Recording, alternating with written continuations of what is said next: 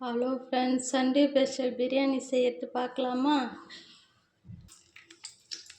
கொஞ்சமாக நெய், ஜிஆர்பி நெய், பிரியாணிக்கு தேவையான எண்ணெய், இப்போ பட்டை, லவங்கம், வெங்காயம், பச்சை மிளகாய்,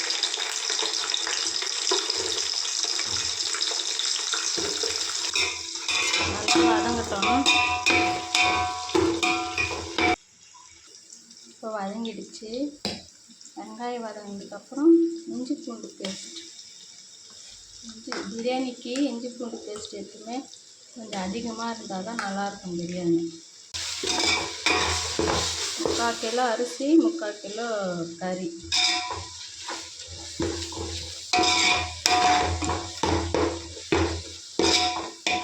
நல்லா வதங்கட்டும். இஞ்சி பூண்டு வதங்கிடுச்சு. இப்போ தக்காளி போடணும்.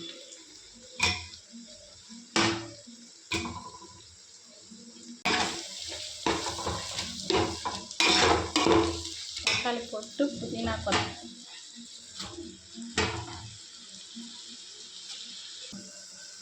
அரை ஸ்பூன் கொஞ்சமாக மஞ்சள் பொடி போட்டு வதக்கி கலவிட்டு தொக்கு நல்லா வதங்கிடுச்சு. இப்போ கறி போட்டுக்கலாம். 3/4 கிலோ அரிசிக்கு 3/4 கிலோ சிக்கன்.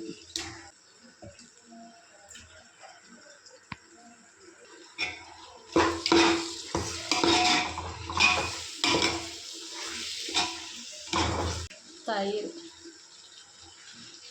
கொஞ்சமாக தயிர் வச்சுக்கோங்க. கொஞ்சமாக தயிர் விட்டு இந்த பிரியாணிக்கு தேவையான உப்பு, தேவையான காரம் போட்டுக்கோங்க.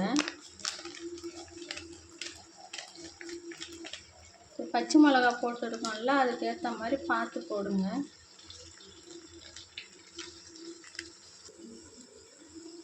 இந்த சொம்பால் நான் 2 சொம்பு அரிசி போட்டிருக்கேன். இப்போது 3 சொம்பு தண்ணி ஊற்றணும்.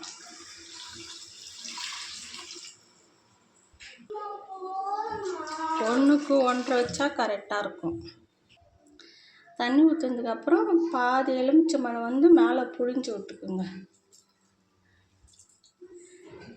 நல்லா கொதி வந்துடுச்சு.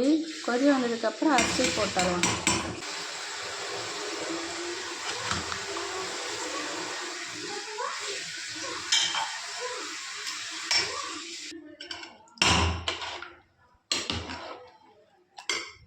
அரிசி உடையாமல் இப்படி கிளறி விட்டு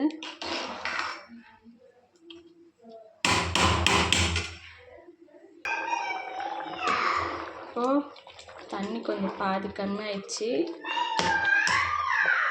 தம் போட்டலாம். தம் இந்த டைம் ஒரு 10 நிமிஷம் தம் போட்டால் கரெக்டாக இருக்கும்.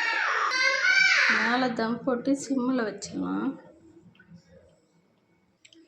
இப்போது தம் எடுக்கலாம்.